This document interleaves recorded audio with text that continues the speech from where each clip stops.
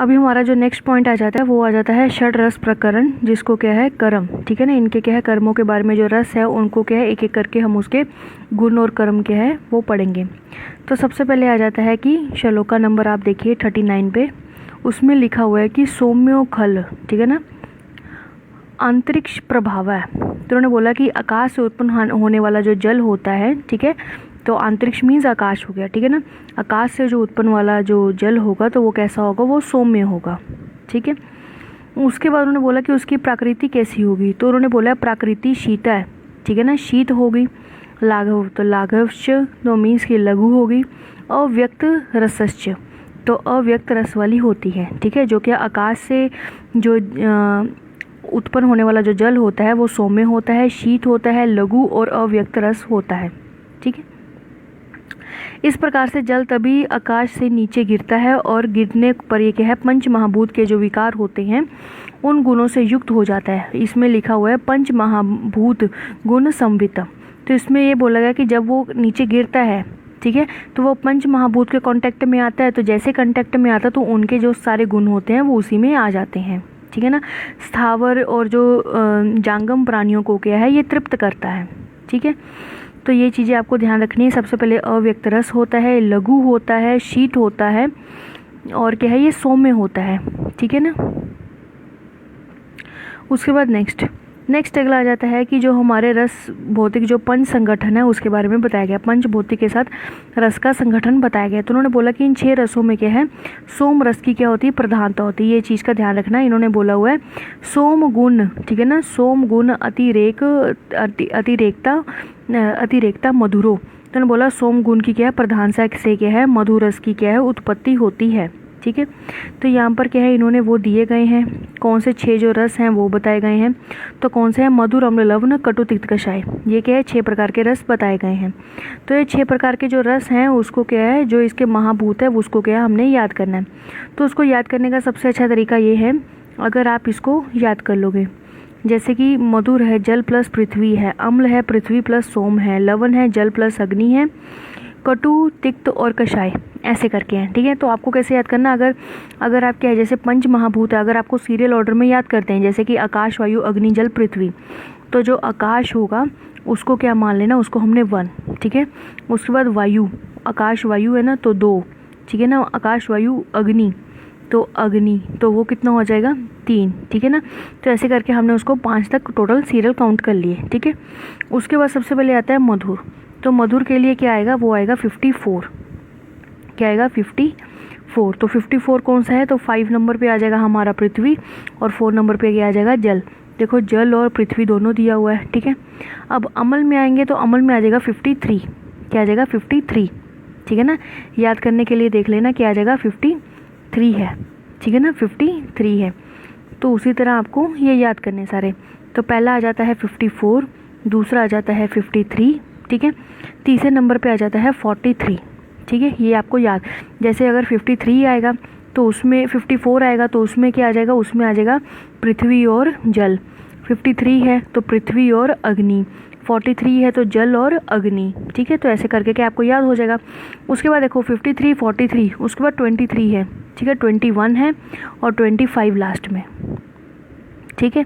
तो 23 मीन्स 2 से क्या है वायु है और 3 से क्या है अग्नि है, 2 से वायु है और 1 से क्या आ जाएगा हमारा आकाश आ जाएगा, 2 से वायु है और 5 से क्या है पृथ्वी है। तो ऐसे करके क्या है हम लोग इसका कटु, तिक्त, कषाय करके निकाल देंगे, ठीक है। ये है, ये जो बाकी सब लिखे हुए हैं कि ऐसा कुछ नहीं है, इसको आप काट दीजिए, सभी के सेम ही होते हैं। तो आपको क्या है ये सिर्फ याद करना है, ठीक है। तो इसमें याद रखना कि जो सोम गुण है उसको क्या है, अगर सब पूछा जाए सबसे प्रथम जो है, सबसे इम्पोर्टेंट जो है वो कौन सा आ जाता है, तो सोम गुण बताया गया है, ठीक है।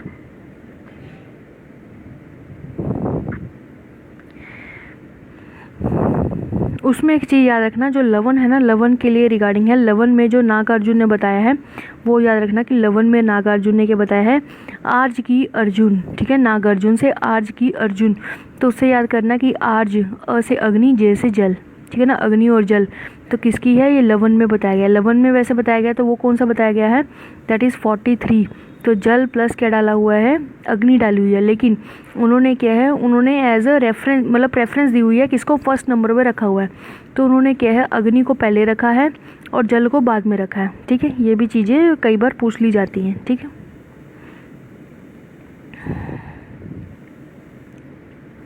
उसके बाद नेक्स्ट हम क्या है, एक एक रस करके क्या उसको एक्सप्लेनेशन से पढ़ेंगे। तो सबसे पहले आता है मधुरस। तो मधुरस में बोला हुआ है तत्र मधुरस है शीत सातम्य। ठीक है ना, शीत सातम्य। उसके बाद रस रुधिर मांस मेद। सबसे पहले क्या है, शरीर के लिए क्या है, सात में है। ठीक है, सात में से क्या है, रस रक्त मांस मेद अस्थि मज्ज शुक्र, अस्थि ओजस शुक्र अभिवर्धते। तो ये क्या करता है, सप्त धातु प्लस ओज को क्या करता है, ये बढ़ाता है। ठीक है, उसके बाद नेक्स्ट अगला आता है आयुष्य षड इंद्रिय प्रसादो। क्या आ जाएगा, आयुष्य षड इंद्रिय प्रसादो। तो ये क्या है, जो इंद्रिय हैं उसको क्या करता है, ये प्रसाद करता है। ठीक है, उसके बाद नेक्स्ट अगला आ जाता है हमारे पास बल वन कन। ठीक है ना, तो बल वन को भी बढ़ाता है। पित्त विष मारुते। ठीक है ना, घन स तृष्णा दाह प्रशमते। तो उन्होंने बोला कि ये पित्त को, विष को, मारुत को क्या करता है, कम करता है, खत्म करता है, नाश करता है। तृष्णा दाह को भी क्या करता है, शांत करता है। केशे कंठे बल्य ब्रीनो। ठीक है, तो केशे कंठे बल्य, तो इसको भी क्या है, इसके लिए भी अच्छा माना गया है। उसके बाद उन्होंने बोला गया है, जो हाईलाइटेड है सिर्फ उसी को ही ध्यान देना है। यहाँ पर देखो, जीवन तर्पण ब्रिंगन स्थैर्य कर। ठीक है, शीन शत संधान करो। ठीक है, प्रहलादो दाह मूर्छा प्रशमनम। देखो यहाँ पर क्या लिखा हुआ है, षटपद पिपलिका। ठीक है, क्या आ जाता है, तो आ जाता है षटपद पिपलिका नाम मिष्टिता। ठीक है, और इसके जो गुण हैं वो क्या आ जाते हैं, तो स्निग्ध शीतो गुरु। ठीक है, याद रखना है, स्निग्ध शीतो गुरु। उसके बाद नेक्स्ट में आ जाता है मधुर रस के अति सेवन करने से। अगर हम क्या है, मधुर रस का अति सेवन कर लेंगे तो उससे क्या क्या होगा, तो उससे क्या क्या होगा, एक तो स्थौल्य हो जाएगा, मार्धव आलस्यम। ठीक है, गौरवम, ये सब आप पढ़ लेंगे। एक याद रखना, शीत ज्वरम। ठीक है ना, शीत ज्वर हो जाता है। उसके बाद उन्होंने बोला गया संज्ञा स्वर प्राणय। ठीक है ना, प्रणय, गलगंड, गंडमाला, शल्लीपद, गलशोफ। ठीक है, और धमनी गलोप्य। ठीक है, क्या हो जाएगा, धमनी गलोप्य, मतलब धमनी का रोग गले में लेपन की तरह एज अ फील होगा। ठीक है, ये चीज़ें आ जाएंगी। उसके बाद नेक्स्ट अगला आ जाता है हमारे पास अभिषंदा। तो अभिषंद रोग भी ये साथ में करेगा। उसके बाद नेक्स्ट अगला आता है अमल। तो अमल गुण क्या बताए गए हैं, तो उन्होंने बोला कि रस भक्तो रोचयंती, अग्नि दीपयंती, देह बलयंती, ऊर्जयंती, मदो बोधयंती। उसके बाद इंद्रानी दृढ़ करोती। तो उसमें कुछ नहीं है, खट्टा है तो वो क्या करेगा, वो एज अ रोचक पैदा करेगा, अग्नि को दीप्त करेगा। ठीक है, जो देह है उसको मोटा करेगा, ब्रिंगन है। ठीक है, शक्ति पैदा करेगा, ऊर्जा देगा। ठीक है, मनो वो विवोदयंती, मतलब मन का जो कार्य करने में वो उसको लाएगा। इंद्रिय दृढ़ करोती, तो इंद्रियों को बलवान करेगा। बल वर्धयंती, बल वृद्धि करेगा। वात अनुलोमयंती, वात को भी बढ़ाएगा। हृदय तर्पयंती, हृदय में तर्पण लाएगा। ठीक है, उसके बाद बोला है आयम आस्य श्रावती। ठीक है, तो उन्होंने क्या बोला है, मुख में क्या है, जो आस्य है, आस्य मीन्स मुख, तो मुख में क्या है, जल का स्राव करेगा। उसके बाद भुक्तम अपकर्षयंती, क्लेदयंती, खरयंती, प्रियंती। ठीक है, और उन्होंने क्या बोल दिया, लघु उष्ण स्निग्ध। ठीक है, क्या जाता है, लघु उष्ण स्निग्ध। तो ये क्या है, 3 चीज़ों को बताया गया है। उसके बाद आता है इसका अगर हम अति योग करते हैं तो उसका अधिक सेवन करेंगे तो क्या होगा, तो याद रखना दंत हर्षयंती तक्षयंती। ठीक है, उसके बाद सम्मिलयंत क्षीण। ठीक है, तो इसमें देखो सबसे पहले बोला गया इन्होंने कि दंतयंती मतलब दांतों में हर्ष उत्पन्न करेगा, प्यास उत्पन्न करेगा, तक्षयंती। और इन्होंने समील, ठीक है ना, समील का मतलब है खाने में शीघ्र ही क्या करेगा, क्लेदता उत्पन्न करेगा। ठीक है ना, या उसको जो खाने में क्या है, खाने पर शीघ्र ही जो नेत्र है वो क्या हो जाते हैं, बंद हो जाते हैं। ठीक है ना, ये चीज़ बताई गई है। कफ विलिपयंती मतलब कफ को पिघलाएगा। पित्त अभिवर्धयंती, पित्त को बढ़ाएगा। रक्त दूषयंती, रक्त को क्या है, दूषित करेगा। ठीक है, मांस विदग्यंती, कायथ, ठीक है ना, शिथिल करोती, तो शिथिलता उत्पन्न करेगा। उसके बाद क्या बोला कि शीन शत कृष दुर्बला नाम। उसके बाद श्वेथु अपादयंती। ठीक है, ये चीज़ें बताई गई हैं। लास्ट में देखो क्या लिखा हुआ है, तो लिखा गया है कि पच्चे आग्ने, ठीक है ना, पच्चे आग्ने वत्स्य भावात परिदेहति कंठम उदरो हृदयम च। तो इसमें ये बोला गया है कि ये क्या करता है, एक तो उसकी अग्नि को क्या करता है, बढ़ा देता है। तो आग्नेय गुण से क्या होता है, उसको पका देता है। आग्नेय स्वभाव होने के कारण क्या है, अधिक सेवन अगर हम इसे करते हैं तो कंठ में, ठीक है, यहाँ पर लिखा ना, कंठ उरय और हृदय में क्या करता है, ज्वलन उत्पन्न कर देता है, ठीक है ना। ये चीज़ें ध्यान रखनी है। अभी करते हैं लवण रस के बारे में। लवण रस में आता है कि लवण रस पाचन क्लेदय, ठीक है, क्या आ जाएगा, क्लेदय दीपयंती, ठीक है। तो सबसे पहले पाचन करता है, क्लेदन करता है, दीपन का कार्य करता है, ठीक है ना, इतने सारे कार्य करता है। उसके बाद भेदन तीक्ष्ण स्वरो, ठीक है ना, तो भेदन भी करता है, तीक्ष्ण भी करता है, और इसमें क्या विकासी गुण होता है, ठीक है ना, विकासी। उसके बाद आता है सर्व रस प्रत्यनीक भूत, ठीक है, सभी रसों के क्या है, विपरीत किया जाता है, ठीक है, सर्व रस प्रत्यनीक भूत। उसके बाद आता है आयसम श्रावयंती, ठीक है, मुख में ये भी क्या करता है, लाला स्राव करता है। कफ विषयंती, ठीक है, मार्ग विशोधयंती, ये मार्ग में क्या है, विशोधयंती, ये वर्ड याद रखना, मार्ग विशोधयंती, ठीक है, मतलब मार्गों को शुद्ध रखता है। उसका सर्व शरीर अवयव मृदु करोती, मृदुता लाता है, ठीक है। उसके बाद बोला गया इसके जो गुण है वो कैसे होते हैं, गुरु होता है, स्निग्ध होता है और उष्ण होता है, ठीक है।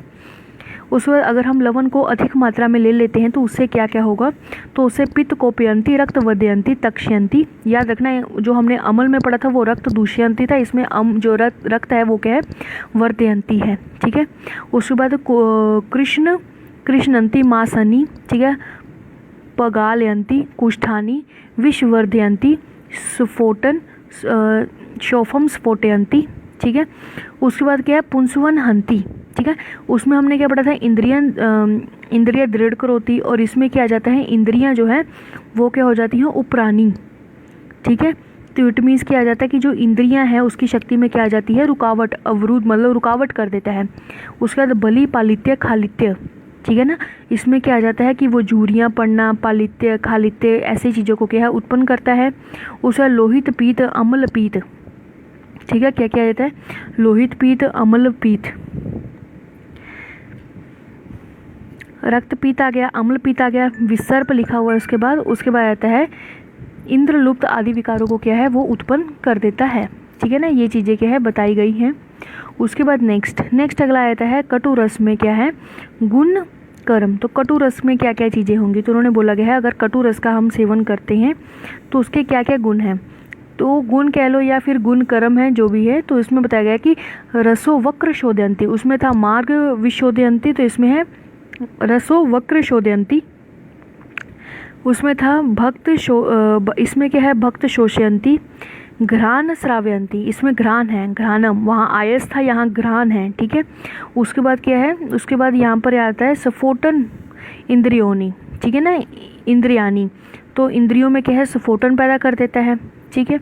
उसके बाद आता है रोच्य अत्यशन, ठीक है, कृमिहंती, मांस विलेखयंती, शोणित संघात विध्यंती। उसके बाद मार्ग विवृणोति, तो याद रखना मार्ग विविनोति, ठीक है, मार्ग विविनोति, ये चीज़ याद रखना। उसके बाद क्या आता है, लघु उष्ण रुक्ष है, क्या रहता है, लघु रुक्ष उष्ण है, ये चीज़ें बताई गई हैं। उसके बाद नेक्स्ट अगला आता है कटु रस के अधिक सेवन करने से क्या दोष है। तो कटु रस का अगर हम अधिक सेवन कर लेते हैं तो उससे क्या आ जाता है, तो पुंसवनो हंति, ठीक है, रस वीर्य प्रभाव, ठीक है ना, प्रभावा मोदयंती, गलापयंती, साधयंती, कार्षयंती, मूर्छयंती, नमयंती, तपयंती, भ्रमयंती, ठीक है, ये चीज़ें सारी बताई हैं, मतलब मूर्छा उत्पन्न कर देगा, ठीक है ना, तो अवसाद उत्पन्न कर देगा। तो सबसे पहले हम कहाँ थे, यहाँ थे पुंसवन, तो पुंसवन की शक्ति को नष्ट कर देता है, ठीक है। तो इसके प्रभाव से क्या है, रस और जो वीर्य है उसके प्रभाव से क्या होता है, मोह में चला जाता है व्यक्ति, शरीर में क्या है, गलानी उत्पन्न हो जाती है, ठीक है, अवसाद उत्पन्न हो जाता है, ठीक है, शरीर की जो धातु है उसमें क्या है, शिथिलता आ जाती है, कृष्णता आ जाती है, मूर्छा में चला जाता है इंसान, ठीक है, नम्यंती, शरीर को टेढ़ा कर देता है, बेचैनी उत्पन्न कर देता है, भ्रम, चक्कर आने शुरू हो जाते हैं, ठीक है, ये चीज़ें इन्होंने बताई गई हैं। बल क्षीरोंती, ठीक है। उसके बाद तृष्णा जलयंती, ठीक है। उसके बाद है शवथु कंपतोद भेदश्च, ठीक है, शवथु कंपतोद भेदश्च। उसके बाद नेक्स्ट अगला आ जाता है तिक्त रस के गुणकर्म। तो तिक्त रस में बोला है तिक्त रस स्वर अरोच, ठीक है ना, क्या बताया है तिक्त रस। उसके बाद स्वर स्वयं जो होता है वो क्या होता है, रोचक। अगर हम इसको ले रहे हैं तो अरोचक होता है, यदि खाना खाया जाए तो ये क्या होता है, ये इसकी जो अरुचि है वो क्या है, दूर हो जाती है, ठीक है। विष घन होता है, ठीक है, और कृमि घनो होता है, ठीक है ना, विष घन कृमि घन। और साथ में उन्होंने क्या बोल दिया है, तो त्वक मांस यो स्थिर करोती, ठीक है, ज्वर घन होता है। दीपनीय पाचन, ठीक है ना, दीपनीय पाचन होता है। स्तन्य शोधो, ठीक है, स्तन्यों का शोधन करने वाला, लेखन कर्म करने वाला। उसके बाद क्लेद मद, ठीक है ना, क्लेद मेद, जो क्लेद वाले जो हो गए या जो मेद वाले हो गए, ठीक है, चर्बी वगैरह जो होती है उसको क्या है, उसको सुखाता है ये, ठीक है, उसको क्या है, सुखाता है। यहाँ पर लिखा ना कि उसके बाद मूत्र पुरीश पित्त श्लेष्मा शोषो, ठीक है। रुक्ष शीत लघु, ये कैसा होता है, रुक्ष शीत लघु होता है। उसके बाद नेक्स्ट अगला आता है तिक्त रस के अति सेवन से क्या होता है। तो उन्हें बोला गया कि अगर हम तिक्त रस का अति सेवन करते हैं तो सप्त धातु शोषणम, जैसे यहाँ लिखा हुआ है, तो ये क्या है, जैसे कि रस रक्त रस रुधिर, ठीक है ना, मांस मेद अस्थि मज्जा शुक्र, ठीक है ना, शुक्रायु शोषयंती, मतलब उसका शोषण कर देता है।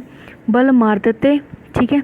उसका वात विकार अनुपजयंती, ठीक है, तो वात विकार जितने भी होंगे तो उसको क्या करता है, ख़त्म कर देता है, उसको शांत कर देता है। कषाय रस के गुण कर्म में क्या बोला गया, तो उन्होंने बोला कषाय रस संशयम, ठीक है ना, तो क्या करता है, एक तो संशमन कर देता है, संग्राही संधान कर्म, ठीक है ना, पीड़नो रोपणम शोषणम, ठीक है ना, रोपण करता है, शोषण करता है, स्तंभन करता है। श्लेष्म रक्त पित्त प्रशमनम, ठीक है, श्लेष्म रक्त पित्त प्रशमन करता है। शरीर क्लेदो, शरीर में क्लेदता उत्पन्न करता है। और साथ में इसके क्या बताएं, रूक्ष शीतो और लघु बताया गया है। कषाय रस के अति सेवन करने से क्या होगा, तो उन्होंने बोला अगर आप इसका अति सेवन कर देते हैं तो आस्य शोषयंती, मतलब मुख जो है वो सूखता है, शोषण होता है उसका। हृदय पीड़यंती, ठीक है। वाच्य, तो वाच्य कैसा होगा, निग्रहयंती हो जाता है, ठीक है। उसके बाद उन्होंने बोला गया कि श्याम, ठीक है ना, तो इनका जो होगा वो शरीर कैसा हो जाएगा, श्याम वर्ण का, ठीक है। पुंसवन हंती, मतलब पुंसवन शक्ति का नष्ट करता है। विष्टब्ध जरा गजती, ठीक है, तो कब्ज के बाद क्या है, अन्न को पहले कब्ज करता है फिर अन्न को पचाता है। तक्षयंती, ठीक है, तक्षयंती हम पहले पढ़ चुके हैं। स्तभयंती, स्तब्धता तो करेगा क्योंकि कषाय वाला है। पक्षवद ग्रह, ठीक है ना, पक्षवद, ठीक है ना, पक्षवद मतलब कि पक्षाघात हो गया, ठीक है। उसके बाद हनुग्रह अपतानक, ठीक है।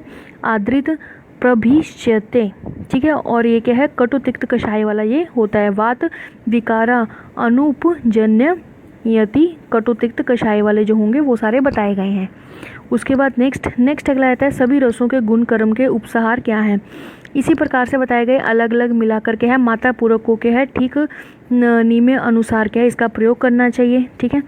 और इन्होंने यही बोला कि मात्राश्च, ठीक है ना, सम्यक उपयुग माना उपकारा भव्यन्ते, ठीक है ना, तो अगर हम इसको मात्रा पूर्वक अगर हम इसका प्रयोग करेंगे तो वो क्या होगा, वो अच्छा माना गया है।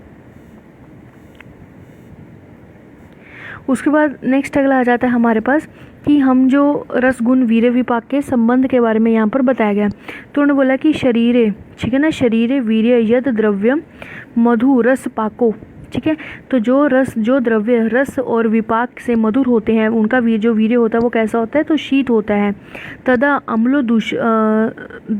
अम्लो तद उष्णम च यद द्रव्यम कटुको तय, तो जिनका जो विपाक होता है कटु और जो अम्ल होता है तो उनका वीर्य कैसा होगा, तो उनका वीर्य कैसा होता है, तो उष्ण बताया गया है, ठीक है ना, ये चीज़ें आ जाती हैं। उसके बाद नेक्स्ट यहाँ पर जैसे कि इन्होंने अलग से कुछ बताए गए हैं जो क्या है कि रस उनका अलग होने पर भी वो क्या है, वीर्य उनका उष्ण या शीत नहीं होता। जैसे उन्होंने पिपली ले ली, तो पिपली का जो रस है वो कटु रस है, विपाक में वह मधुर होती है, और जो वीर्य होता है ना तो उष्ण होता ना तो शीत होता है, ठीक है। तो ये चीज़ें इन्होंने क्या है एक दो ऐसे एग्जाम्पल देके बताई गई हैं। उसके बाद और भी बहुत सारे एग्जाम्पल दिए, तो जैसे बताया कि विरुद्ध वीर्य वाले द्रव्यों का निर्देश्य, तो जिनका क्या है वीर्य चेंज होता है अकॉर्डिंग टू रस। तो उन्होंने बोला गया कि जैसे मधु रस वाले जो द्रव्य होते हैं उनका वीर्य भी उष्ण हो सकता है। जैसे कि उन्होंने बोला जो जलीय जीव होते हैं या अनूप होते हैं उनका जो रस होता है वो मधुर होता है, लेकिन उनका जो वीर्य होता है वो उष्ण होता है। ठीक है, अपितु पित्त को बढ़ाने वाले ये होते हैं। ठीक है ना। कुछ ऐसे भी हैं जो क्या है कषाय और तिक्त होते हैं और वीर्य में वे कैसे होते हैं उष्ण होते हैं। ठीक है ना, जैसे कि महत पंचमूल। ठीक है, अब सैंथर नमक की बात की जाए तो उसका जो वीर्य होता है वो सामान्य लवणों की तरह उष्ण नहीं होता। अब अगर आंवला है तो वो अम्ल होता है, लेकिन उसका जो वीर्य होता है वो शीत होता है, वो उष्ण नहीं होता है। अर्क, अगर, गड़ूची आदि जो होते हैं तिक्त होते हैं, लेकिन उनका जो वीर्य होता है वो कैसा होता है उष्ण होता है। तो ये एग्जाम्पल दिए गए हैं। और भी हैं, और भी इन्होंने बोले जैसे कि अमल द्रव्य वाले जो होते हैं वो संग्राही होते हैं।